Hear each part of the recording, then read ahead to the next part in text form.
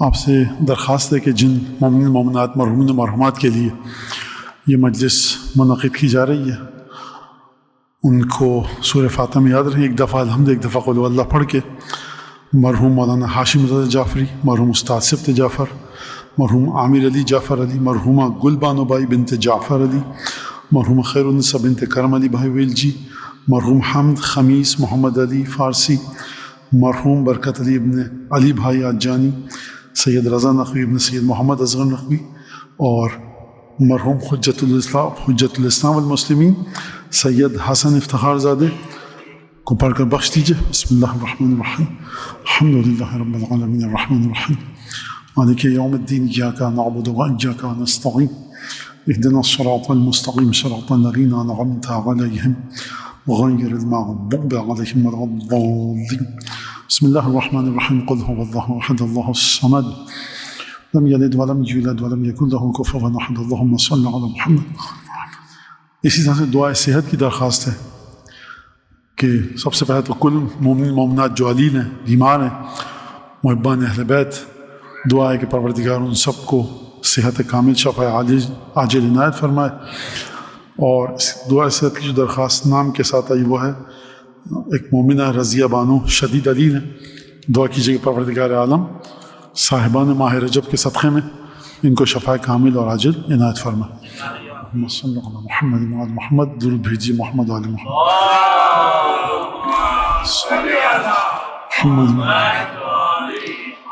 اعوذ باللہ من الشیطان الرجیم، بسم اللہ الرحمن الرحیم، الحمد للہ الذی جعل الحمد مفتاحا لذکرہ وسببا للمزید من فضلہ ودلیلا علی آلائہ وعظمتہ، ثم الصلاة والسلام علی عبدہ وامین وحیہ وخاتم رسلہ سیدنا و مولانا بالقاسم محمد، اللہم صلی علی محمد وعلى أهل بيته الطيبين الطاهرين الذين أذهب الله عنهم الرجس وطهرهم تطهيرا، اللهم صل على محمد واللعن الدائم على أعدائهم أجمعين۔ أما بعد، فعن الإمام أبي الحسن علي بن محمد النقي الهادي أنه قال في زيارة الجامعة الكبيرة: كلامكم نور۔ 10ویں امام کی حدیث کہیے یا جو زیارت جامع کبیرہ 10ویں امام نے نقل فرمائی ہے، اس کا ایک بہت مختصر سا جملہ ہے جو 2 حصوں پر مشتمل ہے، جس میں امام نے حکم دیا ہم کو کہ جب ہم ائمہ معصومین کو 12 اماموں کو مخاطب کریں تو زیارت جامعہ کی تلاوت کریں، زیارت کی غرض سے گھر میں بھی بیٹھ کر اس کی تلاوت کی جا سکتی ہے۔ اس کا ایک چھوٹا سا فقرہ، چھوٹا سا جملہ: کلامکم نور، اے ائمہ معصومین آپ کا کلام نور ہے، روشنائی ہے۔ اس سے پہلے کہ میں اس بات کو آگے بڑھاؤں، ایک چھوٹا سا مسئلہ فقہی، وہ یہ کہ وضو میں جب چہرہ آپ دھوتے ہیں تو بال اگنے کی جگہ سے لے کر اور ٹھڈی تک لمبائی میں دھلے گا، یعنی یہاں سے لے کر یہاں تک، تھوڑا سا تھوڑی کو ذرا زیادہ دھو لیجیے تاکہ یقین ہو جائے، اور چوڑائی میں یہ انگوٹھا اور بیچ کی انگلی اور ذرا سا زیادہ آپ کور کر لیجیے کہ جس کے بعد آپ کو یقین ہو جائے، اطمینان ہو جائے کہ پورا چہرہ دھل چکا ہے۔ اور اگر بال اگنے کی جگہ معلوم نہیں ہے، فرض کیجئے پیشانی حد سے زیادہ چوڑی ہو چکی ہے، بعض کی پیشانی معمول سے زیادہ چوڑی ہو جاتی ہے، وسیع ہو جاتی ہے، تو اس میں معمولاً جس حد تک چہرہ تھا عرف عام میں آپ کا ہے وہاں تک دھو لیجیے، یہ ہے۔ اب اس کے اندر دھونے میں شکی بننے کی ضرورت نہیں ہے۔ جب آپ نے 1 چلو 2 چلو ڈالا پانی تو 1 چلو ڈالیے، پھیلا لیجیے، 2 چلو پھیلا لیجیے، کیونکہ آپ دیکھ چکے ہیں مہاراجے کا وضو، اس کی ویڈیو آپ کہ مہاراجے بعض جو دکھائی گئی ہے ویڈیو، اور حضرت آیت اللہ العظمیٰ آغا سید علی سیستانی کی ویڈیو بہت زیادہ گھوم رہی ہے، آج کل وائرل ہو رہی ہے، جس میں قبلہ 1 گلاس چھوٹے سے گلاس سے وضو کر رہے ہیں، تو زیادہ پانی بہانا تقوی کی علامت نہیں ہے۔ جس طرح ائمہ نے بتایا کم ترین پانی میں وضو ہو سکتا ہے، اور آپ دیکھیے وہاں پر کس طرح وضو فرما رہے ہیں۔ تو یہاں تک، یہاں سے لے کر یہاں تک لمبائی میں تھوڑا سا زیادہ ٹھوڑی کو دھو لیجیے یہاں تک۔ اور بعض بچے بچیاں معمولاً جو بہت زیادہ ہوتے ہیں ان میں ایک شکی مزاج ہو جاتے ہیں، مولانا وضو نہیں کر پا رہے، تو آپ وضو جو نہیں کر پا رہے تو آپ امام صادق سے کوئی آگے کا وضو کرنا چاہتے ہیں یا امام صادق والا وضو. امام صادق والا وضو یہی 2 چلو پانی ایک دفعہ ڈالا 2 دفعہ پھیل جاتا ہے. مولانا کریم لگائی تھی, سردیوں کا موسم ہے, گرمیوں کا موسم ہے, کریم لگائی تھی تو چکنا ہے تو اس پہ صابن سے کتنی دفعہ دھوئیں اور 4 دفعہ دھویا. دیکھیے کہیں پر نہیں لکھا کہ اگر کریم لگی ہے چہرے پر, جو سردیوں میں ہم معمولاً مرد اور خواتین استعمال کرتے ہیں, تو وہ وضو میں رکاوٹ نہیں ہے. کون سی کریم اگر آپ چہرے پر لگائیں وضو میں رکاوٹ ہے؟ کہ کہا جائے کہ اتنی موٹی تہ جم چکی ہے کریم کی کہ اب جو آپ نے پانی ڈالا تو وہ کریم پر گیا ہے, کھال پر نہیں گیا. جو معمولاً کریم لگائی جاتی ہے, فقہاء نے علماء نے لکھا ہے کہ وہ رکاوٹ نہیں ہے وضو کے سلسلے میں. بہت زیادہ پریشانی ہے تو ٹیشو لیجیے, اس سے پوچھ لیجیے, پھر یقین کیجیے اس کے بعد کوئی مسئلہ نہیں رہتا. اور مولانا جب وضو پانی پھر چکنائی کا احساس ہو رہا تھا تو کیوں ہو رہا تھا؟ کوئی حرج نہیں, یہ رکاوٹ نہیں ہے. جتنی کریم میں نے کہا کہ سردیوں میں جلد کو, کھال کو پھٹنے سے, خشک ہونے سے بچاتی ہے, وہ کریم مسئلہ نہیں ہے. اور اگر آپ بہت زیادہ پریشان ہیں ٹیشو سے ایک دفعہ پوچھیے, وضو کر لیجیے. ٹھیک ہے, یہ چہرے کے بارے میں بات ہو گئی. حضرت امام ہادی علیہ السلام نے کیا فرمایا؟ کلامکم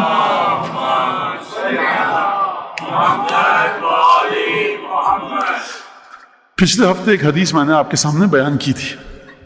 ہماری ایک بہت زیادہ لفظ استعمال کرتے ہیں ہم, اہل ولا. مانو کہ ولایت بڑی اچھی ہے, ان کی ولایت کمزور ہے, ولایت بڑی اچھی. یہ ہماری گفتگو رہتی ہے. کیا یہ گفتگو ہماری واقعاً معتبر ہے؟ اس کی کوئی جگہ ہے, تک ہے اس گفتگو کی؟ بالکل ہے. ولایت بھی تقوی کی طرح, اور تقوی اور ولایت کا ساتھ ساتھ ہے. بالکل. آپ کہتے ہیں کسی کے بارے میں کہ تقوی ان کا بہت کم ہے, ان کا بہت زیادہ ہے, ان کا تقوی مضبوط ہے, ان کا تقوی کمزور ہے. اگر تقوی کے بارے میں یہ بات کہی جا سکتی ہے, اسی طرح سے بالکل ہو بہو ولایت کے بارے میں بھی بات کہی جا سکتی ہے کہ ولایت کمزور ہے یا ولایت مضبوط ہے. مسئلہ کہاں پر آتا ہے کہ جہاں پر ایک شخص کے جس کی روایات اور حدیثوں کے بارے میں, قرآن کے بارے میں کوئی معلومات نہیں ہے, وہ کسی کو ذرا سا اس نے کوئی عمل دیکھا کہ جہاں پر اس نے کہا کہ یہ ولایت کمزور ہونے کی علامت ہے, تو نہیں, ہر ایک کے ہاتھ میں یہ چیز نہیں دی گئی ہے. وہ شخص کے جو روایات کے اوپر مسلط ہے پوری طرح, احادیث پیغمبر پر, احادیث معصومین پر, قرآن کی آیات پر, اس کے بعد اس شخص کو حق ہے یہ کہنے کا اور یہ سوچنے کا کہ دیکھیے آپ کی ولایت میں کمی ہے, اس کو ذرا مضبوط کیجئے. اب وہ کہے کس طرح سے, سمجھائے, یہ ایک الگ چیز ہے. جہاں آپ نے کسی کو دیکھا کہ اس نے علم کو چومنے میں سستی کا مظاہرہ کیا, ہم نے کہہ دیا صاحب اس کی ولایت کمزور ہے. ہو سکتا ہے بیچاری کی کمر میں درد ہو سکتا ہے ضعیف ہو سکتا ہے دھکا لگ کے گرنے کا خطرہ ہو سکتا ہے ہاتھ نہیں پہنچ پا رہا ہو, تو فوراً یہ مہر لگا دینا غلط ہے.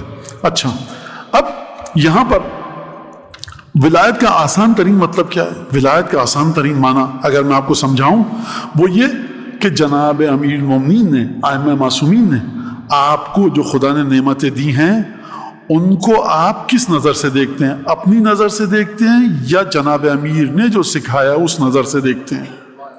یہ ایک بہت آسان سا طریقہ ہے. مال میرے پاس دولت ہے, میں جناب امیر نے جو کہا اس نظر سے دیکھتا ہوں. اولاد میرے پاس ہے, ایک نعمت ہے, میں جناب امیر کی نظر سے دیکھتا ہوں. عزت میرے پاس ایک ہے, شہرت ہے, قبولیت ہے معاشرے میں, اس کو میں کس نظر سے دیکھتا ہوں؟ اگر جناب امیر کی نظر سے دیکھتا ہوں تو بہت اچھی بات ہے. یہاں پر بھی ایک مسئلہ ہے کہ کیا جناب امیر جس طرح سے اپنی اولادوں کو دیکھتے تھے مجھے بھی جناب امیر نے حکم دیا کہ اپنی اولادوں کو اسی نظر سے دیکھوں؟ نہیں, مجھے میری سطح پر کہ تم اپنی اولادوں کو اس نظر سے دیکھو, تم اپنے مال کو اس نظر سے دیکھو, تم ہمیں مت دیکھو. جو ہم تم سے کہہ رہے ہیں کرنا انجام دینے کو اس طرح سے دیکھو. یہ آپ نے باریک سی بات ہے, آسان بات ہے, سمجھ میں آ گئی یہ بات کہ جناب امیر نماز شب اس طرح سے پڑھتے تھے, تو کیا ہو بہو میں اسی کیفیت کو اپنے وجود میں لاؤں؟ اگر آ جائے تو کیا کہنے کہ جناب امیر نے جو فرمایا. جناب امیر اپنی اولادوں کو جس طرح سے دیکھتے تھے میں اسی طرح سے اپنی اولادوں کو دیکھوں, یا جناب امیر نے جو مجھے حکم دیا کہ تم اپنی اولادوں کو اس طرح سے دیکھو؟ دونوں میں فرق ہے کہ نہیں ہے فرق. مولانا یہ بات کیا کہہ رہے ہیں؟ چلیے نہج البلاغہ, عثمان ابن حنیف کو جب جناب امیر نے خط لکھا, اور جناب امیر نام ہے اس شخصیت کا کہ جو مروت, حجب و حیا, شرم و حضوری اور تکلف میں عروج پر ہے. آپ نے دیکھا بامروت انسان, ان سے کوئی بات کہی نہیں جاتی, ان کے خلاف آپ چلے جائیں ان کو نقصان پہنچانے وہ اپنا دفاع نہیں کر سکتے. ایک پہلو ملے گا آپ کو جناب امیر کی ذات میں کہ نہایت بامروت, نہایت زیادہ ہچکچاہٹ کا مظاہرہ کر رہے ہیں، شرم حضوری ہے، تکلف ہے، احتیاط ہے. ایک دفعہ آپ کو جناب امیر کی شخصیت دکھے گی، ذوالفقار غلاف سے باہر آئی، اور یہ دو پہلو ہیں جناب امیر کی شخصیت کے. یعنی ذات جناب امیر، گفتگو جناب امیر کی ذوالفقار کی طرح برش کے ساتھ چل رہی ہے. تو کون سا علی علی ہے؟ وہ علی جو بڑا شرمیلا ہے، وہ علی، میں تاریخ کی زبان میں بات کر رہا ہوں ورنہ ہم کچھ کہنا چاہیے جناب امیر المومنین، وہ جناب امیر کے جو ذرا سا فیصلہ کرتے ہوئے ہچکچاتے ہیں، شرما حضوری سے کام لیتے ہیں، حجب و حیا کا پیکر، تکلف، احتیاط، جہاں ذرا سا دیکھا کوئی پیچھے ہٹا لیا اپنے آپ کو. وہ علی ابن ابی طالب علی ابن ابی طالب ہے یا یہ علی ابن ابی طالب کہ جس کا کلام، جس کے اعمال، جس کے افعال کبھی کبھی ذوالفقار کی طرح چلتے ہیں؟ یہ دونوں ایک ہی شخصیت کے دو رخ ہیں. جس طرح سے خداوند تبارک و تعالیٰ ہے نا فی موضع النکال والنقمہ، دعا افتتاح آپ سب کو پتا ہے، جہاں پر خدا سزا دینے پر آتا ہے، اشد المعاقبین، اس سے بڑھ کر کٹھن اور کڑی اور شدید سزا کوئی دے نہیں سکتا. وہ ارحم الراحمین فی موضع العفو والرحمہ، اگر رحم کرنے پر آئے تو اس سے بڑھ کر کوئی رحم کرنے والا ہے نہیں. تو ذات ہے جناب امیر اسی طرح سے.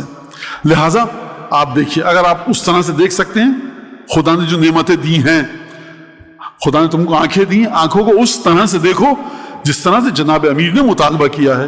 سماعت کو، زبان کو، تکلم کی طاقت کو، سونگنے کی طاقت کو، گفتگو کی طاقت کو، ہاتھ پیر جو چل رہے ہیں، دولت جو دی ہے، اور عزت جو دی ہے، اولاد جو دی ہے، گھر جو دیا ہے، جس طرح سے جناب امیر نے حکم دیا ہے آپ کو جو نعمتیں ملی ہیں ان کو اس طرح سے دیکھو.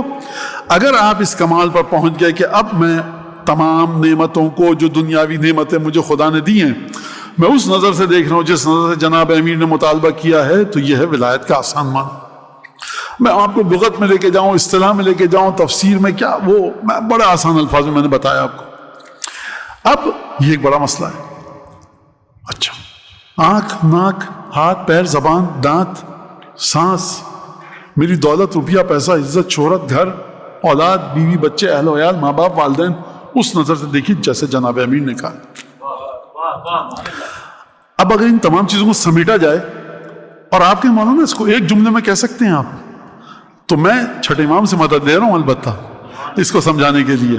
یہ میری اپنی کوئی تحقیق نہیں ہے، چھٹے امام کے کا لطف ہے جو مولانا نے ایک عجیب حدیث بیان فرمائی کہ آپ اس دنیا کو کس طرح سے دیکھتے ہیں. چھوڑیے آپ ناک، آنکھ، کان، پیر، اولاد، روپیہ، پیسہ، گھر در، گاڑی، بنگلہ، کوٹھی چھوڑیے، آپ اس دنیا کو کس طرح سے دیکھتے ہیں. جو نعمت بھی ملی ہے آپ کو وہ اس دنیا سے باہر کی نہیں ہے.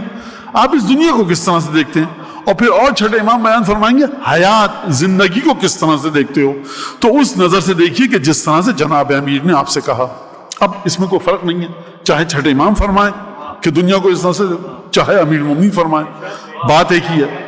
اچھا، لہٰذا پچھلے ہفتے جو حدیث میں نے پڑھی تھی آپ کے سامنے کہ جو جناب چھٹے امام نے بیان فرمایا تھا، جہاں پر کہ ہمارے سچے چاہنے والے جو بالکل ہماری پیروی کرتے ہیں، ہم سے جڑنا چاہتے ہیں، ان کا دل، یہ میں تشریح کر رہا ہوں، جن کا دل ہمارے عقیدے کو لیتا ہے، وہ گفتگو ہم اپنے وجود میں وہ ہمارے افعال اور کردار کی تصویر بننا چاہتے ہیں، یہ میں کہہ رہا ہوں سمجھانے کے لیے. یہ جو ہیں ہمارے شیعہ، یہ کس طرح کے ہیں. چھٹے امام نے کچھ صفات وہاں بتائی تھی، وہ صفات بتائی تھی جن کے متلاشی ہم سب ہیں، جن تک ہم سب پہنچنا چاہتے ہیں. کون سی صفات تک آپ پہنچنا چاہتے ہیں؟ آپ کیا چاہتے ہیں؟ میں کیا چاہتا ہوں؟ ہر انسان یہ چاہتا ہے جو چھٹے امام بیان فرما رہے. لہٰذا آپ سنیے. اور یہ چھٹے امام کی خدمت میں گئے سدیر سیرفی، وعندہ جماعت من اصحابہ، کچھ اصحاب کی جماعت تھی. پچھلے ہفتے بڑی جلدی میں گزر گئی یہ حدیث. اصحاب کی جماعت وہاں پر موجود تھی. کہاں سے گفتگو چلی ہے کہ آپ دنیا کی تمام چیزوں کو اس طرح سے دیکھیے کہ جس طرح سے آپ سے معصومین نے مطالبہ کیا ہے نا؟ ایسا ہی ٹھیک. پر محمد و آل محمد صلوات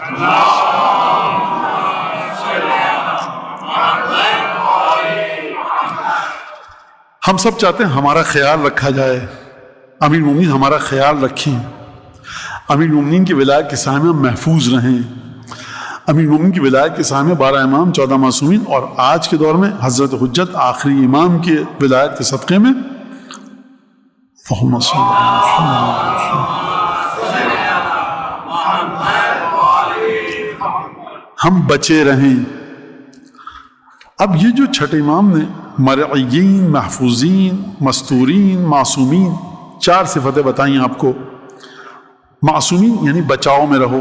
معصومین کیوں معصوم ہے؟ بھول چوک سے، خطا سے، غلطی سے، گناہ سے، ہر غلاظت اور نجاست سے بچے ہوئے ہیں، اور ہر طہارت ان کے پاس ہے، یہ معصوم ہے۔ اور ہم بھی معصومین، مولا نے فرمایا کس معنوں میں؟ کہ جس طرح سے ہم تمہیں دیکھنا چاہتے ہیں بچا ہوا، اس طرح سے تم اپنے آپ کو بچاؤ۔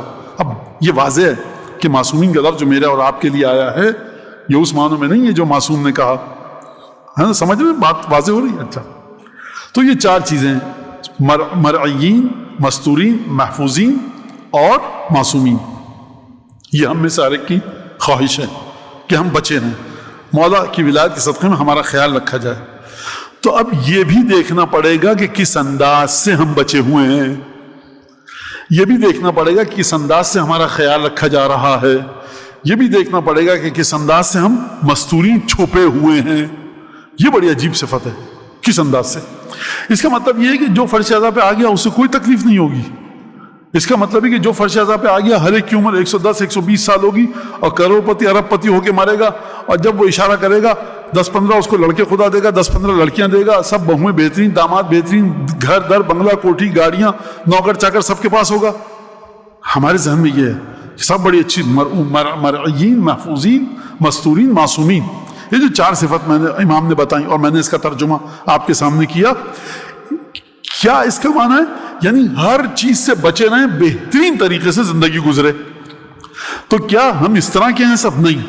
لہذا یہ جو امام نے صفات بتائیں اگر کوئی اور شخص بتائے تو آپ دنیاوی معنی میں لیں گے، لیکن امام صادق جب بتائیں تو آپ کو امام صادق کی ڈکشنری کو کھولنا پڑے گا، آپ کو امیر المومنین کی کتاب کو کھولنا پڑے گا۔ اور فرمایا آپ نے، جب ایک دفعہ ہم اور آپ کہتے ہیں صاحب بڑے بہادر ہیں، رات کو اکیلے گلی میں چلے جاتے ہیں، ہم یہ استعمال کرتے ہیں، بڑے بہادر ہیں، ڈرتے نہیں ہیں، چور آ گیا تھا اس سے لڑ پڑے، ڈاکو آ گیا تھا پستول لے کے یہ اس سے لڑ پڑے، بڑے بہادر ہیں۔ اب بتا یہ بہادری کبھی کبھی حماقت بھی ہو جاتی ہے، پستول ہاتھ میں تو مت لڑیے اس سے، لیکن ایک دفعہ جناب امیر المومنین کے لیے بہادر کا لفظ آتا ہے تو وہ بہادر کا لفظ جناب امیر کے لیے ہے، اس کو آپ اپنے ذہن کے مطابق اپنے سماج کی بہادری کے معنوں میں ہرگز مت لیجیے گا۔ وہ بہادری اور ہے، اس کا معنی اور ہے، اس بہادری کے معنی کو آپ خود امام سے پوچھئے کہ امیر المومنین بہادر ہیں تو کس طرح سے بہادر ہیں، سخی ہیں تو کس طرح سے بہادر ہیں، سخی ہیں۔ لہذا ان الفاظ کو آپ سمجھیے کس طرح سے۔ اب یہ ایک لفظ ہے، اس کی میں تشریح نہیں کروں گا، لیکن اب یہ جس معنی میں بھی ہو یہ اہم نہیں ہے، اگرچہ ایک اہم ہے اور بتانا ہے، میں ایک لفظ کہہ کر آگے بڑھ جاؤں گا۔ مولانا نے کیا فرمایا؟ لا تزال شیعتنا مرعیین، محفوظین، معصومین، مستورین، ہمارے شیعہ اسی طرح سے محفوظ رہیں گے، چھپے ہوئے رہیں گے، ہر چیز سے بچے ہوئے رہیں گے، اور ان کو گزن، نقصان، تکلیف نہیں پہنچے گی۔ کب تک؟ جب تک کہ ما احسن النظر لانفسہم فیما بینہم و بین خالقہم، جب تک کہ یہ ان چیزوں کی جانچ پڑتال کرتے رہیں گے کہ جو ان کا اپنے خالق کے ساتھ رابطہ ہے، کتنی نمازیں میری قضا ہوئیں، کتنے روزے قضا ہوئے، مجھے منتیں کتنی مانی انجام نہیں دی، کس کے ساتھ میں نے کیا سلوک کیا، استغفار مجھے کتنی کرنی ہے، کیا کرنا ہے، جب تک میں مسلسل یہ نہیں دیکھتا رہوں گا، اگر میں یہ دیکھتا رہوں تو مولا فرمائے 4 صفت تمہیں حاصل رہیں گی۔ پہلی چیز یہ۔ اچھا، اب اس کا مطلب کیا ہے؟ اس کا مطلب ہے کہ اگر میں اپنے اور خدا کے درمیان جو حساب کتاب ہے اس کو بھول جاؤں، کتنی نمازیں نہیں پڑھی، ارے سب چلتا ہے ٹھیک ہے، کتنی دفعہ میں نے جھوٹ بولا، کوئی استغفار کی ضرورت نہیں، میں کتنی دفعہ غیبت کی، کتنی دفعہ کیا کیا، کوئی بس ٹھیک ہے، بس صحیح ہے، چل رہا ہے، کوئی مسئلہ نہیں ہے۔ کیسے کہہ رہا ہوں میں کہ کوئی مسئلہ نہیں ہے؟ میرا امام کہہ رہا ہے کہ اپنے دفتر اعمال کو دیکھو۔ نہیں اپنا رسول اللہ، میں تو آپ کی مجلس پڑھتا ہوں اور ممبر پہ بیٹھتا ہوں، 6-7-8 میٹر کا امام ہے، امام کہیں گے کہ اگر تم ہمارے چاہنے والے ہو تو یہ امام وہاں چھوڑو، سب چاہنے والوں کے لیے نسخہ ہے۔ لہذا پہلی شرط ہے کہ جو اپنے اعمال کو دیکھتا رہتا ہے، اور یہ میں آپ کو بتاؤں ایسی بات نہیں ہے، کبھی کبھی مومنین آ کر پوچھتے ہیں مولانا یہ تھا، اس طرح سے تھا، تو ان کو علماء مولانا صاحبان کہتے ہیں کہ اگر یہ کام تھا اس طرح سے ہوا تو آپ کو فرض کیجئے 20 لاکھ روپیہ دینا پڑے گا، فلاں نیت کر کے اپنے مرجے کو یا مرجے کی اجازت سے 20 لاکھ دینا پڑے گا، کوئی چھوٹ نہیں ہو سکتی۔ اگر امام زمانہ ہوتے چھوٹ دے دیتے تو کوئی، یہ مرج تقلید ہے، یہ صاحب ولایت نہیں ہے امام کی طرح، یہ احکام پہنچاتا ہے بھائی امام کے فرمان کے مطابق یہ تمہیں 20 لاکھ روپے دینے، 25 لاکھ دینے، 30 لاکھ دینے، کیا کروں؟ آسان طریقہ ہم بتا سکتے ہیں، تمہارے شانوں پر سے ذمہ داری نہیں اٹھا سکتے۔ قبلہ میں نے اس طرح سے کیا، میرے والد نے کیا، 5 سال کی نمازیں آپ کے والد کی پڑھ، 5 سال کی نمازیں میں کیسے، دیکھیے پڑھوانی تو ہیں، اب آپ نہیں پڑھوا سکتے یا نہیں پڑھ سکتے، یہ میرا مسئلہ ہے، شریعت یہ کہتی ہے۔ لہٰذا اپنے اور خالق کے درمیان جو کام ہے انسان کے وہ دیکھتا رہے۔ اس کا مطلب یہ ہے کہ وہ حفاظتی حصار بچوں کے لیے، وہ بلٹ پروف جیکٹ جو امام نے مجھے دی ہے، وہ جو میں ایک دیوار میرے گرد کھینچی ہے، وہ کب تک محفوظ رہے گی؟ جب تک میں اپنے اور اپنے خالق کے درمیان اپنے دفتر عمل میں نامہ عمل کو چیک نہ کرتا رہوں۔ جب تک میں چیک کرتا رہوں گا وہ دیوار باقی رہے گی۔ جیسے ہی میں نے چھوڑا، نہ محفوظ رہوں گا، نہ چھپا ہوا رہوں گا، نہ معصوم رہوں گا، اور مشکلات اور مصائب میرا رخ کر لیں گی۔ پہلا تو یہ ایک شرط نہیں ہے، 4 شرطیں ہیں۔ دوسری کیا چیز تھی؟ اس کا مطلب یہ ہے کہ امام صادق ایک دوسرے الفاظ میں اگر کہوں تو بتا رہے ہیں کہ مصیبت آئے گی تو مصیبت آنے کا ایک سبب یہ بھی ہو سکتا ہے کہ کوئی شخص اپنے اور خالق کے درمیان جو اس کا نامہ عمل ہے وہ اس کے اوپر نظر ثانی نہ کرے، چیک نہ کرے، جانچ پڑتال نہ کرے۔ مسلسل جانچ پڑتال کرتے رہو، اگر نہیں کی تو بلائیں آنے کا خطرہ ہے۔ دوسری چیز وَبَرُّ أَخْوَانَهُمْ فَعَطِفُوا عَلَى ضَعِيفِهِمْ، نیکی کریں اپنے مومن بھائیوں کے ساتھ۔ کس طرح سے نیکی کریں؟ جو کمزور ہیں برادران مومن میں، برادران دینی میں، ان کی جانب محبت سے دیکھیں، ان کی مشکلات کو حل کرنے کی کوشش کریں۔ یہ دوسری چیز۔ مولانا ہم نے سب کچھ دیکھا لیکن یہ مسئلہ نہیں، آپ نے یا میں نے عاطفوا علی ضعیفہم، اپنے برادران دینی کی جانب جو کمزور تھے، پیار و محبت سے دیکھا ان کی طرف، ان کے مسائل حل کرنے کی کوشش کی کہ نہیں کی؟ اب دیکھیے ان میں جتنے بھی لوگ آپ یہاں بیٹھے ہیں، سڑک پہ چلے آئیے، پوری دنیا کی آبادی، ہر انسان کے وسائل اختیارات محدود ہیں۔ ایک انسان آئے گا آپ اس کی مدد کر سکتے ہیں، دوسرا آئے گا مدد کر سکتے ہیں، تیسرا آئے گا مدد، چوتھا آئے گا، پانچوں کو شاید آپ اس کی مدد نہ کر سکیں۔ یہ ایک مسئلہ ہے اپنے مقام پر۔ اچھا، تو یہ دوسری چیز۔ تیسری چیز وَتَصَدَّقُوا عَلَى ذَوِي الْفَاقَةِ مِنْهُمْ۔ اب اس سے پہلے جو چیز تھی وہ یہ کہ کوئی مشکل میں گرفتار ہے، اس کی جانب ترحم کے ساتھ اس سے معاملہ رکھو۔ اب یہ جو جملہ پڑھا اس کا معنی الگ ہے، تَصَدَّقُوا عَلَى ذَوِي الْفَاقَةِ مِنْهُمْ، جو صاحبان فاقہ ہیں۔ اردو میں فاقے کا معنی کیا ہے؟ آپ نے کھانا نہ کھایا ہو، میں نے کھانا نہ کھایا ہو۔ یہاں پر فاقے کا کیا معنی ہے؟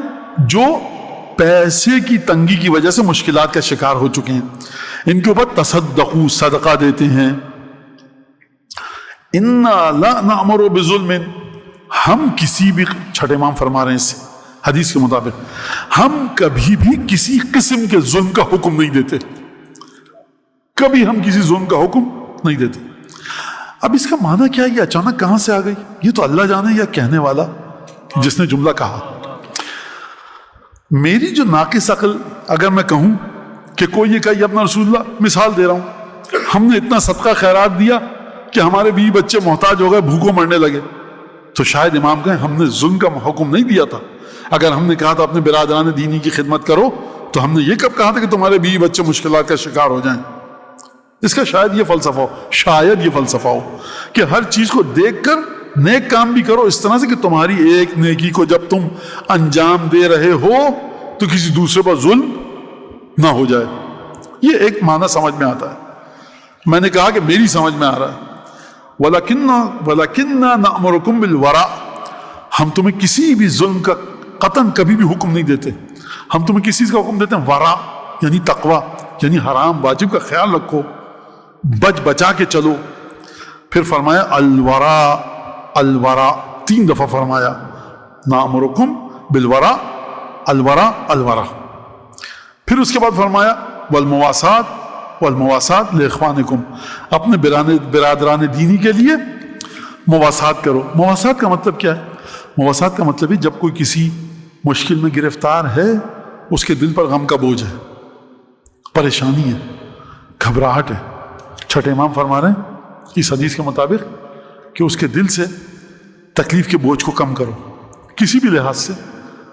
ایک شخص پہ قرضہ ہے، آپ اس کا قرضہ ادا نہیں کر سکتے، لیکن اس کو تسلی دے سکتے ہیں، کہتے ہیں میں دعا کروں گا تمہارے لیے، گھر میں بیٹھ کر بھی بچوں کے ساتھ تمہارے لیے 100 دفعہ صلوات بھیجی کہ تمہارا قرضہ ادا ہو جائے۔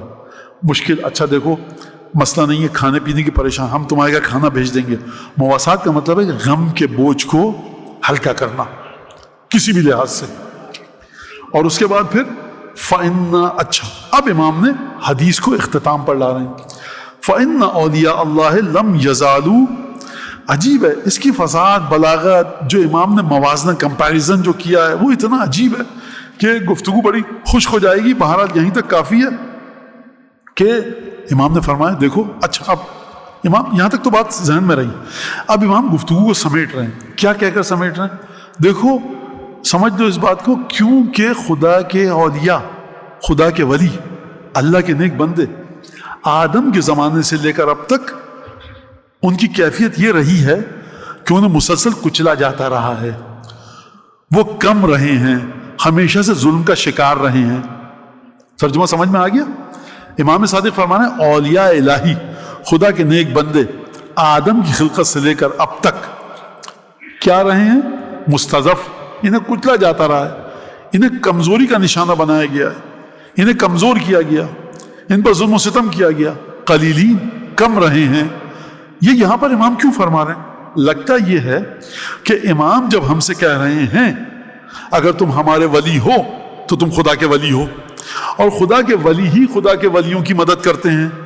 جب ہم تم سے کہہ رہے ہیں کہ تم اپنے برادران دینی کی مدد کرو تو یہ نہ کہنا کہ یا ابن رسول اللہ آپ کوئی معجزہ دکھائیے کہ سب کے پاس روپیہ پیسہ آ جائے، سب کی مشکلات ختم ہو جائیں۔ اگر تم سب خدا کے ولی ہو تو آدم سے لے کر اب تک یہ خدا کی ریت ہے، یہ خدا کا رسم و رواج ہے کہ خدا نے اپنے اولیاء کو اس طرح سے رکھا کہ دنیا میں وہ کمزور رہیں، دنیا میں وہ ظلم کی چکی میں پستے رہیں۔ لہٰذا ظالموں کی وجہ سے ظلم کی چکی میں پس رہے، تم تو خدا کے ولی ہو، ہمارے چاہنے والے ہو، لہٰذا مدد کرو ان کی کسی طرح سے۔ وہ چیز جو ظالموں نے جو ظلم انجام دیا، تم ان کی مدد کر کے اس ظلم کو کم کرو۔ یہاں پر یہ امام اس بات کو بیان فرما رہے ہیں، مُذ خلق اللہ آدم، جب سے خدا نے آدم کو خلق کیا۔ اب یہاں پر حدیثیں ختم ہو گئی، لیکن ایک اور چیز ہے، 3 حدیثیں میں آپ کے سامنے پیش کروں گا۔ وہ یہ کہ ایک تو جناب امیر المومنین جب صفین سے واپس ہوئے تو ایک صحابی نہج البلاغہ میں اس کا ذکر ہے، آئے لوگوں نے کہا یا علی اب صفین سے واپس آئے تو وہ مر گیا، انتقال ہو گیا اس کا، خبر دی۔ امیر المومنین نے جو روایت ہے اس میں یہ نہیں فرمایا کہ انا للہ و انا الیہ راجعون، خدا مغفرت کرے۔ عجیب جملہ بیان فرمایا لو احبنی جبل لتحافت، اگر پہاڑ بھی مجھ سے محبت کرے گا تو بکھر جائے گا، ریزہ ریزہ ہو جائے گا۔ تو یہ محبت جناب امیر بچاتی ہے یا ٹکڑے ٹکڑوں میں تبدیل کر دیتی ہے؟ چھٹے امام فرمانا کہ مستورین، چھپے رہو گے، بچے رہو گے، محفوظ رہو گے۔ جناب امیر فرما رہے ہیں کہ مجھ سے اگر پہاڑ بھی محبت کرے گا لتحافت، وہ ریزہ ریزہ ہو جائے گا۔ دوسری حدیث اسی نہج البلاغہ میں کیا ہے؟ من احبنا اہل البیت فلیستعد للبلاء جلبابا، جو ہم اہل بیت سے محبت کرتا ہے وہ بلاؤں کا سامنا کرنے کے لیے، ایک اور حدیث میں فقر و فاقے کا سامنا کرنے کے لیے تیار ہو جائے۔ تیسری حدیث کیا فرمائی؟ فرمایا اذا احب اللہ عبدا یا بعبد غطہ بالبلاء غطا، خدا جب اپنے کسی بندے سے محبت کرتا ہے تو اس کے اوپر پے در پے، ایک کے بعد ایک بلائیں نازل کرتا ہے۔ یہ کیسے سمجھا جائے اس کو؟ یہ ایک بڑا اہم مسئلہ ہے، اور یہ میں حدیث اس لیے نہیں بتا رہا کہ آپ فیصلہ کرنے لگے میں فیصلہ کرنے لگوں۔ ان کو کل نزلہ تھا، آج کھانسی ہے، پرسوں زکام تھا، آج کمر میں درد ہے، پھر گھٹنے میں درد ہوا، پھر آنکھوں میں تکلیف ہو گئی، تو یہ خدا کے بڑے مقرب بندے ہیں۔ یہ ہمارا اختیار نہیں ہے۔ امام ایک معیار دے رہے ہیں، ہر انسان اپنے آپ کو دیکھے وہ اس معیار پر پورا اتر رہا ہے تو شکر ادا کرے، نہیں اتر رہا تو استغفار کرے۔ بہرحال اگر ہوا تو میں اگلے ہفتے انشاءاللہ اسی کو مزید بات کو آگے بڑھاؤں گا، تو اس کو سمجھ دیجئے۔ پروردگار عالم جس سے محبت کرتا ہے وہ یہ چاہتا ہے کہ جب یہ قبر میں آئے تو بالکل پاک و صاف ہو کر آئے. لہذا اور ہم میں سے ہم سب غیر معصوم ہیں, صرف معصوم ہیں جو جس طرح سے وہاں سے نازل ہوئے تھے, اپنی ماؤں کی آغوش میں آئے تھے, اسی طہارت کو باقی رکھا, اسی طہارت کے ساتھ گئے. اور جب طہارت کے ساتھ گئے تو قبر میں بھی آپ جانتے ہیں معصومین کی قبر ملائکہ کے طواف کرنے کی جگہ ہے, ملائکہ کی قبور پہ جائیے نورانیت ہے. تو ان کی زندگی کا کوئی بھی پہلو وہاں پر کسی بھی قسم کا نعوذ باللہ عبادت میں کمی, پاکیزگی میں کمی کہیں نہیں ہے. یہ جس طرح سے عالم غیب سے آئے تھے اسی طرح سے عالم غیب کی طرف گئے. محمد وآل محمد صلی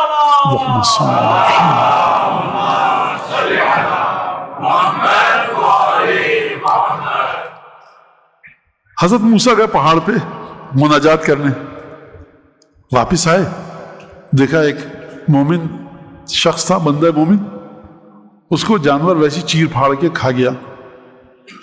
کہا پروردگار یہ ایک بندہ مومن تھا, نیچے چھوڑ کر گیا تھا اور یہ اس کے ساتھ ہو گیا. خدا نے کہا کہ میں نہیں چاہتا تھا کہ جب میری بارگاہ میں آئے تو رتی برابر بھی تکلیف ہو, میں نے دنیا میں اس کو تکلیف دی. لہذا حیات کو اور موت کو اگر آپ کو جناب امیر کی نگاہ سے دیکھنا ہے تو وہ یہ ہے. اگر مومن کے گھر میں 40-50 دن تک, یہ میں کہہ رہا ہوں روایت کے الفاظ نہیں ہیں, 40 دن روایت میں کوئی بلا نہیں آ رہی تو وہ ڈرے. کبھی کبھی آپ نے دیکھا ڈاکٹر مریض سے کہتا ہے اب ان کو جو کھلانا ہے کھلائیے. خدا بھی کبھی کہتا ہے اپنے بندے سے تمہیں جو کرنا ہے کرو, اب ہم تمہیں کوئی سزا نہیں دیں گے, تم اس سے گزر چکے ہو. آپ کئی ہزار مربع کلومیٹر کی حکومت آپ کی, چین کی سرحد سے لے کر فرانس کی سرحد تک, اور آپ خلیفہ بنے, پھر اس کے بعد آپ کا بیٹا, عباسی سلطنت, اموی سلطنت چلتی رہی. تو یہ نہ خدا کے مقرب بندہ ہونے پہ دلیل ہے, نہ خدا کے معذب بندہ ہونے, یعنی یہ دلیل نہیں ہے اس بات پر کہ بڑے اچھے بندے ہیں خدا کے یا خدا نفرت کرتا ہے. یہ ہے ہی نہیں. معیار کیا ہے؟ قرآن ہے, حدیث پیغمبر ہے. کسی کی حکومت ہو سکتا ہے 1000 سال تک چلے, خدا کا مقرب بندہ ہو. کسی کی حکومت 1000 سال تک چلے, خدا کا مقرب بندہ نہ ہو.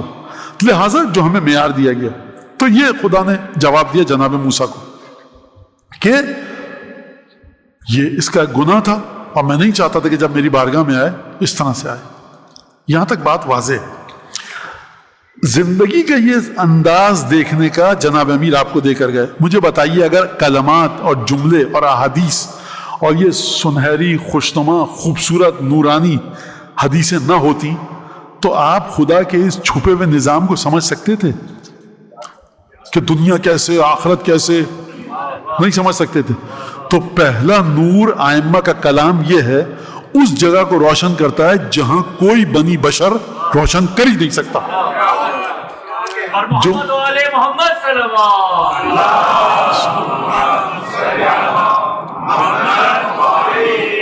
لہٰذا آپ نے دیکھا کلامکم نور, آپ کا کلام نور ہے. اب میں بہت آسان سی بات کروں, اس کا ثبوت دوں آپ کو. اس کا ثبوت میں نہیں دوں گا, امام سجاد دیں گے, جناب امیر دیں گے, اور جناب سیدہ دیں گی. جناب سیدہ کی دعائیں ہیں جو چھپ چکی ہیں, میرے خیال سے اردو میں ترجمہ ہو چکا ہے.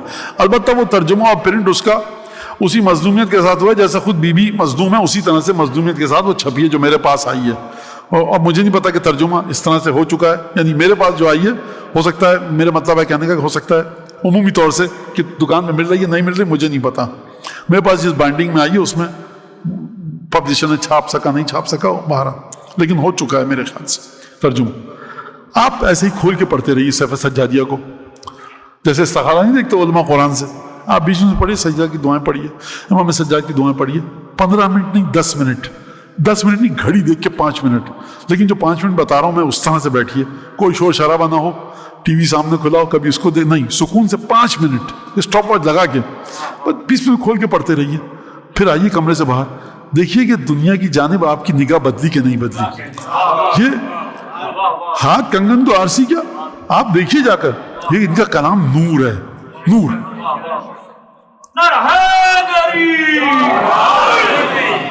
لہذا اب یہاں پر اس کو سمجھایا کیسے جائے؟ میں ایک مثال کے ذریعے مزید بات کو واضح کرتا ہوں. تو یہ آپ نے دیکھ لیا، جو میرا چاہنے والا ہے وہ فقر و فاقے و بلاؤں کی اوڑھنی کو، ابا قبا کو اوڑھنے کے لیے تیار ہو جائے. پہاڑ بھی مجھ سے محبت رکھے گا تو ریزہ ریزہ ہو جائے گا. خدا اپنے جب کسی بندے سے محبت کرتا ہے تو اسے بلاؤں میں ڈبوتا ہے. یہ ایک طرف آپ کو ملا. اس کے بعد آپ کو دوسری طرف ملے گا. معصومین آپ کو کیا فرماتے ہوئے نظر آ رہے ہیں؟ شب جمعہ یہ دعا، صبح جمعہ وہ دعا، صلوات اتنی دفعہ. حضرت 12ویں آقا سے منسوب جو ہے آپ کے پاس واقعہ جا کر پڑھیے گا. مفاتیح الجنان میں کس نام سے ہے؟ سید رشتی حاجی علی بغدادی کا واقعہ. مفاتیح میں جا کر پڑھیے گا بڑے غور سے، انڈیکس میں آپ کو ملے گا حاجی علی بغدادی سید رشتی کا واقعہ. وہاں پر حضرت حجت سے کیا منسوب ہے؟ جو علماء فرماتے ہیں منسوب اس لیے کہہ رہا ہوں کہ اپنا ایک وہاں پر مسئلہ ہے. جامع کبیرہ، عاشورہ، پورے آداب کے ساتھ، تمام چیزوں کے ساتھ، رجب کے مہینے میں بھاگو، یا عمرہ کرنے جاؤ، یا مشہد جاؤ، یا عراق جاؤ. پھر اس کے بعد عاشور کے دن مخصوص زیارت. یہ جو اہل بیت کے چاہنے والے ہیں، خدا چاہتا ہے کوئی یہ سکون سے بیٹھے یا نہیں بیٹھے. رجب میں دوڑتے ہوئے جائیے، آپ حج کرنے جائیے، آپ عمرہ کرنے جائیے، آپ ماہ مبارک رمضان شب قدر میں کربلا جائیے، عید کی رات کربلا جائیے، بقرعید کی رات کربلا میں رہیے، عاشور کے دن کربلا میں رہیے. فلاں تو پروردگار تو چاہتا کیا ہے؟ شاید معصومین جواب دیں کہ ہم نے مشکلات کا رجسٹر تم کو دکھایا نا، اس کے ساتھ جو نسخہ بتا رہے ہیں نا تم کو، یہ مت سمجھنا کہ ہم تمہارے مسائل کو اس طرح سے حل کریں گھر میں بیٹھ کر تم ٹھنڈے ٹھار بڑے آرام سے، جو ہمارے دوست کہتے ہیں بیٹھے رہو. کچھ بھاگ دوڑ کرو. ہمارے ذریعے مشکلات سے بچنے کا طریقہ یہ ہے. اور اس کے بعد معصومین نے پرائرٹی ترجیحات بھی بتائی. گھر میں مسائل ہیں، یہ بتاؤ تمہارا بدن جسم صحیح و سالم ہے کہ نہیں ہے؟ جی اپنا رسول اللہ، اس سے بڑھ کر کوئی نعمت نہیں ہے. دنیا کی دولت ہو اور ڈاکٹر کہے کہ نمک کے ساتھ جو کی روٹی کھاؤ. دنیا کی دولت ہو، صبح کی نماز کے لیے نماز پڑھنی پڑے تو آپ نوکر رکھیں کہ مجھے اٹھا کر سہارا دو. الیاذ باللہ بحق محمد آل محمد. صبح خدا آپ سب کو ان چیزوں سے بچائے، تمام مومنات کو، کہ آپ کے سامنے ٹب لایا جائے، نعوذ باللہ من ذالک، کسی کے سامنے، اور اسے وضو کرے، اشارے کے ساتھ نماز پڑھے. بہت جی چاہے کہ عصر عاشور کربلا جائے، نہیں جا سکتا. اربعین میں مشی کرے، نہیں کر سکتا، محتاج ہو گیا دوسروں کا. لہٰذا یہ جو معصومین ایک طرف سے دنیا کے بارے میں گفتگو فرما رہے ہیں کہ یہ مسائل، یہ بلائیں، یہ پریشانیاں، اور دوسری طرف تاکید ہے کہ ہماری محبت، ہمارے فضائل، ہمارے مسائل، مفاتیح، دعائیں، زیارت عاشورہ، جامع کبیرہ، سورہ یاسین، جناب سیدہ کی زیارت، وہ تمام کی تمام ایک عجیب لمبا چوڑا سلسلہ کہ دیکھو جس کو خدا لسان ذاکر عطا کریں، مسلسل ذکر کرتے رہو، صلوات کا، استغفار کا، تسبیحات اربع کا. یہ معصومین کیا چاہتے ہیں؟ یعنی میری زبان ہلے گی، یہ ناچیز حقیر زبان، تو خدا کو صاحب کیا انعام و اکرام مل جائے گا، اور امام زمانہ کی ولایت میں کیا اضافہ ہو جائے گا. یہ ہمارا نسخہ ہے تمہارے لیے. اور ہم دیکھتے ہیں دنیا کو کس طرح سے. میں اپنی 80 90 100 110 120 150 سال کتنا جیوں، اسی کو دیکھ رہا ہوں. خدا کہہ رہا ہے کہ ہم فیہا خالدون کو دیکھو. اولاد اس طرح سے تربیت کر کے جاؤ کہ تمہارے مرنے کے بعد تمہیں سکون پہنچائے. دنیا کے اندر کام اس طرح سے کرو، صدقات، خیرات، یہ تمام کے تمام سلسلے. لہٰذا یہ چیز کہ جو میں نے آپ کے سامنے کہی، اب آپ اس کو دیکھیے. اور مسلسل ایک چیز آپ کو دکھے گی، شعبان آ رہا ہے ابھی، اور عجیب محیر العقول، پریشان کن طریقے سے شعبان کے مہینے میں آپ کو صدقے کا حکم ہے. عجیب ہے حکم صدقے کا. کہیں پر اگر آپ صدقے کا ڈبہ دیکھیں، کسی بھی مسجد میں ہو، یہاں پہ جا رہے ہیں، کسی بھی فرقے کی ہو، 100 پیسے ڈال دیجئے. 12 نماز لوگ پڑھیں گے، پانی کا پیسہ ہے، وہاں پر 100 پیسے ڈال دیجئے، جتنی حیثیت طاقت ہے اس کے حساب سے.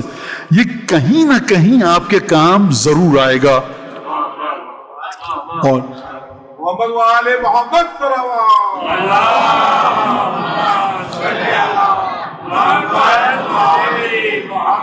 اور آغا خوئی کا واقعہ ہے بڑا، کہ بچپن میں بڑی طبیعت خراب ہوتی تھی، بار بار خراب ہوتی تھی، اور ایک دفعہ مرنے کے اتنے نزدیک پہنچ چکے تھے کہ آغا خوئی کی، حضرت آیت اللہ العظمیٰ ابو القاسم خوئی، جن کا 92 میں 92 میں انتقال ہوا ہے، آغا خوئی کی دادی نے اپنے بیٹے کو، یعنی آغا خوئی کے والد کو، کمرے سے باہر نکال دیا کہ سید علی اکبر خوئی ابو القاسم خوئی کی موت کا منظر نہ دیکھے.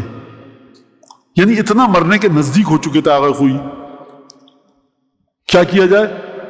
بیوی نے سب نے بیٹھ کے مشورہ کیا, کیا دعا کا صدقہ دو فوراً جا کر. بڑی مشکل سے 2-3 سکے نکلے اور وہ جا کر 2-3 فقراء میں تقسیم کیے, اور اس کے بعد وہ خواب دیکھا گیا کہ کس طرح سے کون دعا کر رہا ہے اور وہ کیا, اور پھر اس کے بعد جو طبیعت بہتر ہوئی تو آہستہ آہستہ طبیعت صحیح ہو گئی, اور وہ سب گھر والے پریشان تھے کہ یہ اچانک کیا ہوا. لہٰذا صدقات اور خیرات کو آپ بالکل معمولی مت سمجھیں, اپنی حیثیت کے مطابق صدقہ دیں اور صدقات و خیرات کی اتنی اہمیت ہے کہ قرآن نے جہاں پر صدقے کی جانب توجہ دلائی ہے وہاں پر یہ بھی کہا ہے کہ اما السائل فلا تنہر, جھڑکو مت سوال کرنے والے کو, بہت پیار کے ساتھ اس کو لوٹا دو. یہ ایک بڑا مسئلہ ہے جہاں پر میری ذمہ داری ہے کہ جو مجھ سے کوئی سوال کر رہا ہے کہ 10-20 روپے مجھے دے دو, تو میری ذمہ داری ہے, اس کی بھی ذمہ داری ہے کہ وہ کس مقام پر آ کر مجھ سے کیا مانگ رہا ہے. ہمیشہ یہ مت سمجھیے گا کہ روایت ایسی ہے کہ آپ سے کہا جا رہا ہے پیسے دیجئے, صدقہ دیجئے.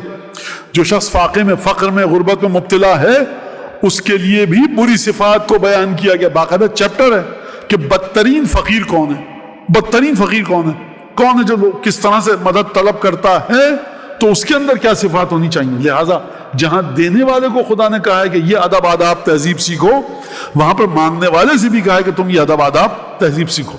روایت جو میں نے آپ کے سامنے پڑھی یہ مواسات ہے. یہاں پر لفظ ہے نا, آپ کو یاد ہے ابھی میں نے کہا تھا المواسات والمواسات, مولا نے فرمایا مواسات. مواسات کا ترجمہ میں نے کیا کیا, تشریح کیا کی کہ آپ کسی کے دل کے بوجھ کو کم کر لیں, اور دل کے بوجھ کو اگر آپ مومن کے کم کریں گے, روایت میں خدا قیامت میں کیا تحفے دے گا آپ کو. ہاں مومن, یہ مومن شاید نماز نہیں پڑھتا, یہ مومن اس کو شاید وضو بھی نہیں آتا, لیکن مشکل میں ہے نا اس وقت, تم نے اس کے دل کے بوجھ کو ہلکا کر دیا, صاحب ایمان تو ہے, تمہیں یہ انعام خدا دے گا. مجھے یہ بتائیے اگر کوئی امام معصوم کے دل کے بوجھ کو کم کرے, خدا اس کو کیا دے گا؟ جانتے ہیں خدا اس کو کیا تحفہ دے گا؟ خدا اس کو تحفہ یہ دے گا کہ 14/5/12 میں نہ ہونے کے باوجود کربلا میں اس ہستی کا حرم الگ بنے گا, اس کو خدا باب الحوائج قرار دے گا, اور قبر مطہر کی منزلت یہ ہوگی کہ حضرت حجت جب جائیں گے تو کھڑے ہو کر ہمارے عقیدے کے مطابق یہ دعا پڑھیں گے کہ اے چچا عباس, آپ پر سلام ہو صبح شام. کس کا؟ خدا کا, ملائکہ کا, انبیاء کا, شہداء کا, صالحین کا, صدیقین کا. جس ہستی کا احترام وقت کا امام کرے. اور صرف ایسا نہیں, دیکھیے بعض ہستیاں ایسی ہوتی ہیں کہ جیسے محمد ابن مسلم ہیں, زرارہ ہیں, بڑے پڑھے لکھے ہیں, بہت عالم, بہت قابل. امام صادق کو بڑا بھروسہ ہے زرارہ پر, محمد ابن مسلم پر, یونس ابن عبد الرحمن پر, ابان ابن تغلب پر بڑا بھروسہ ہے. لیکن بہت ہی قلیل ہستیاں ہیں, بلکہ میں کہوں گا شاذ و نادر اہل بیت کی تاریخ میں, کہ جہاں پر سیدانیاں بھی اتنا ہی بھروسہ کریں کہ جتنا امام وقت بھروسہ کر رہا. تو جناب ابو الفضل عباس کی منزلت یہ ہے کہ جو مواسات حضرت ابو الفضل عباس کا, اور لہٰذا جب مقتل کے مطابق حضرت ابو الفضل عباس نے آ کر اجازت مانگی ہے سب سے آخر میں, تو یہ بیان کیا جاتا ہے, حدیث نہیں پڑھ رہا, علماء کا اپنا نتیجہ, علماء کا اپنا استدلال اور اجتہاد پڑھ رہا ہوں, کہ عباس آخر میں اسی لیے گئے کہ حسین کے دل کو آخری وقت تک ڈھارس رہے, اور سید الشہداء کے دل کے ساتھ مواسات کریں.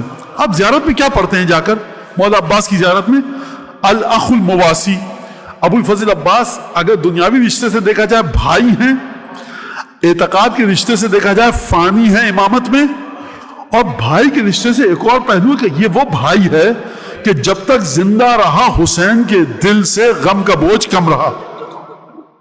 لہذا آپ جب عجیب مسئلہ ہے کہ جب ابو الفضل عباس نے مشکیزہ لے کر اور علم لے کر میدان کی طرف گئے تو سید الشہداء نے کیا فرمایا؟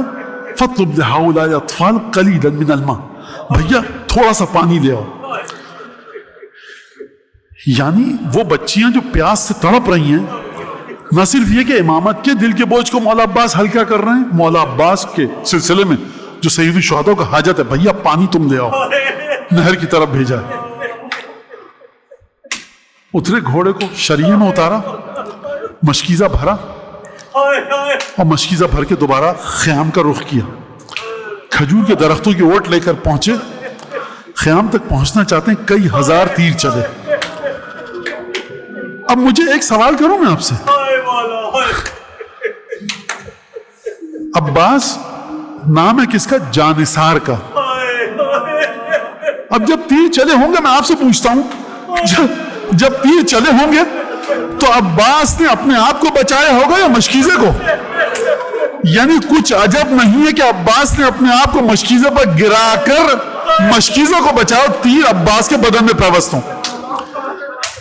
اتنے تیر پیوست ہوئے یکایک, ایک تیر آ کر مشکیزے میں لگا, مشکیزہ چھدا, اس ملعون نے سر اقدس پر گرز کا وار کیا, عباس گھوڑے سے زمین پر گرے. واحد آواز ہے جو کربلا میں مقاتل کے مطابق آئی, جس نے مولا حسین کو بھائی کہہ کر بلایا, یا اخا ادرک اخا, بھائی بھائی کی مدد لو. مولا نے لشکر پر حملہ کیا, فحمل علی القوم کاللیث الغضبان, حسین نے بپھر کر حملہ کیا. لشکر کو جب پیچھے دھکیلا تو بھائی کو دیکھا دونوں ہاتھ بریدہ ہیں, چشم مبارک میں تیر ہے, سر اقدس زخمی ہے.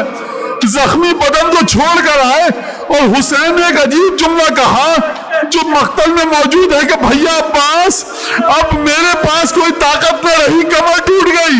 یعنی جب تک عباس زندہ تھا مولا کے دل سے غموں کے بادل کو دور کرتا رہتا تھا. مجھے نہیں پتا کہ جب زخمی خون آلود علم لے کر مولا مقتل کی جانب سے لے کر خیمہ گاہ میں گئے ہوں گے, جب ننھی بھتیجی نے آ کر پوچھا ہوگا بابا میرے چچا کو کہاں چھوڑا ہے, مولا نے کیا جواب دیا؟ اللهم كن لوليك الحجة ابن الحسن صلواتك عليه وعلى آبائه في هذه الساعة وفي كل ساعة وليا وحافظا وقائدا وناصرا ودليلا وعينا حتى تسكنه أرضك طوعا وتمتعه فيها طويلا. اللهم بحق محمد وآل محمد عليك صل على محمد وآل محمد وعجل فرجهم وأهلك عدوهم من الجن والإنس من الأولين والآخرين, واكفنا ما همنا وارزقنا العافية ووسع رزاقنا وطول أعمالنا مع الصحة والسلامة في الجسم والروح. ربنا تقبل منا إنك أنت السميع العليم وتب علينا إنك أنت التواب الرحيم بجاه محمد وأهل بيته الطيبين. پروردگار, جن محرومین و محرومات کے لیے مجلس منعقد کی گئی ہے, ان سب کی قبروں میں اس مجلس کو نور بنا کر داخل فرما. جو مومن مومنات یہاں پر موجود ہیں, اگر ان کو تنگ دست, نادار, قرضدار, پریشان حال, بے اولاد, بے روزگار ہے, اس کی مشکلات کو دور فرما. جو لوگ اس امام باڑے کی خدمت کر رہے ہیں اور خانواد نورانی جنہوں نے ہم کو امام باڑہ فراہم کیا, ان سب کے مرحومین و مرحومات کی مغفرت فرما. ان کی نس میں, مال میں, عبادتوں میں, رزق میں, روزی میں, بدن میں, روح میں, شعور اور عقل میں نورانیت عطا فرما. حضرت حجت کے دل سے ہر دکھ کو دور فرما, ہر خوشی عطا فرما. مولا کے ظہور میں تعجیل فرما, مولا کے انصار عوام میں قرار دے. حضرت حجت کے ظہور میں تعجیل فرما. پروردگار, جو کوئی اپنے دل میں حاجت لے کر آیا اسے مولا عباس کے صدقے میں حاجت روا فرما. مجھ سے, آپ سے, جن لوگوں نے دعا کی درخواست کی, ہمارے ذوی الحقوق, اعزاء, اقربا, والدین, اساتذہ, جنہوں نے ہم کو اچھی باتیں سکھائیں, سو سلام نوحہ مرثیہ مجلس سے پڑھنے والے, کسی بھی زبان, رنگ, نسل سے ہوں, فقہاء, مفسرین, محدثین, علماء اس دنیا سے چلے گئے, ان سب کی مغفرت فرما.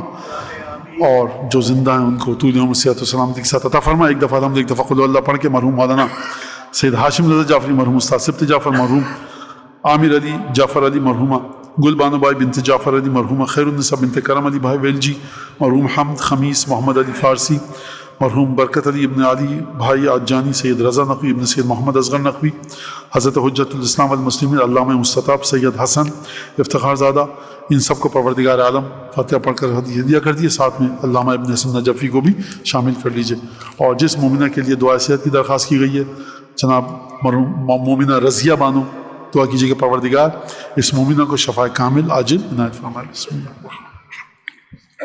الحمد للہ رب العالمین الرحمن الرحیم مالک یوم الدین ایاک نعبد و ایاک نستعین اهدنا الصراط المستقيم صراط الذين أنعمت عليهم غير المغضوب عليهم ولا الضالين. بسم الله الرحمن الرحيم. كلهم كفوا. دعاؤں کی قبولیت کی بلند آواز سے درود پڑھتے. اللہ